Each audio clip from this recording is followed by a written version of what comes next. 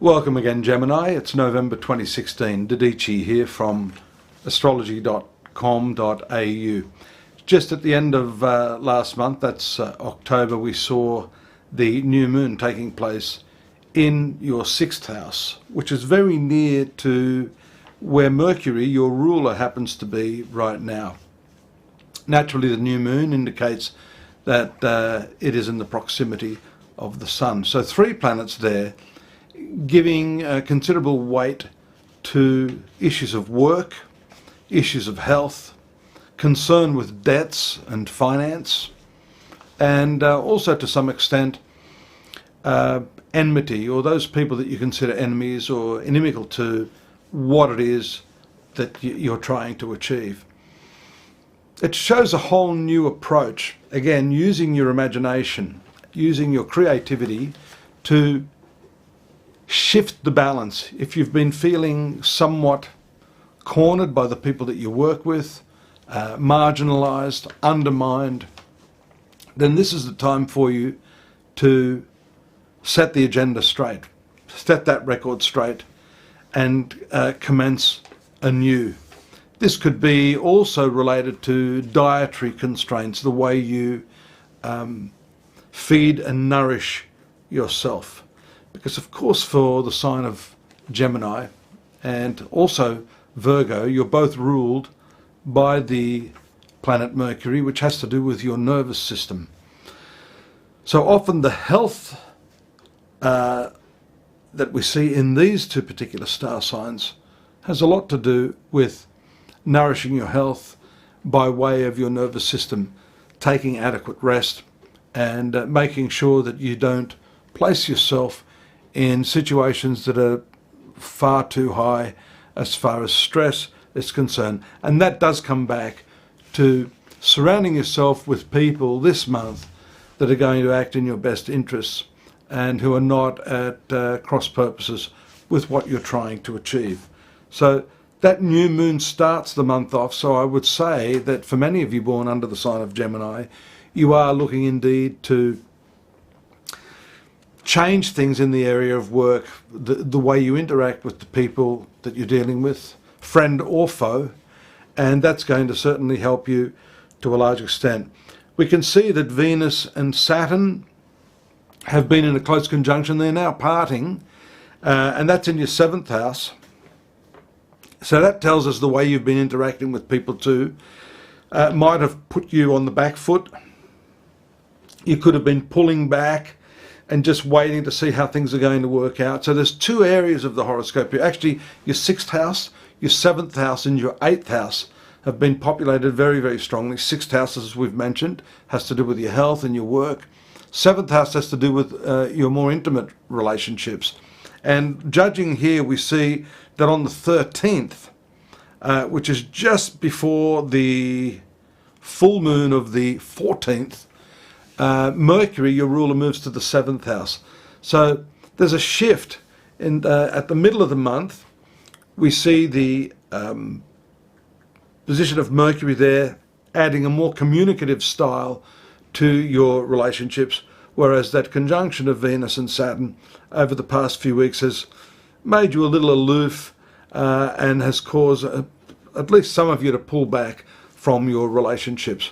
Now, the fact that the full moon takes place in the very powerful sign of Taurus in your 12th house shows that that's going to illuminate you in some areas of your past. This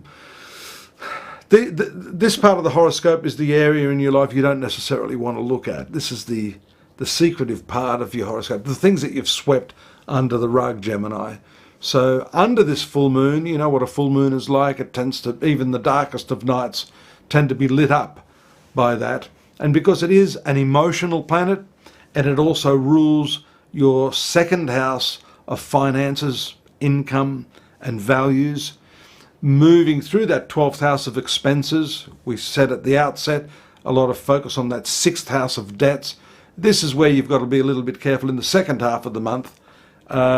You might have started off on a good foot, getting your finances in order, only to find that you fall way back again, taking one step forward, two steps back in terms of the way you're spending your money. So a lot more attention is necessary to the way you're handling your finances, I think, is at least part of what the message for you this month is, by way of that full moon in your 12th house.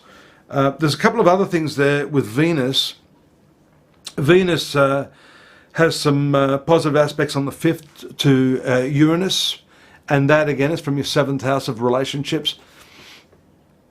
You've had that tightening up emotionally in some relationship, only to find that suddenly, because that's the action of Uranus, and it's a favourable sudden action, could bring you back into a really good rapport with your partner. That goes for business partnerships as well. There's also a good aspect after the conjunction to Capricorn, which is your 8th house of shared resources. It's also to do with sexuality. So Venus there shows us that you are going to have a slightly better time, if not a much better time, once that conjunction passes. There is then a triangular aspect to the North Node. So you've got a sense, I think, at this time of what it is you want in your relationships, and you're going to be better able to connect with people of different cultures, different intellectual and philosophical persuasions. So this is a period where I guess psychological and spiritual or meditational activities can help you in your relationships.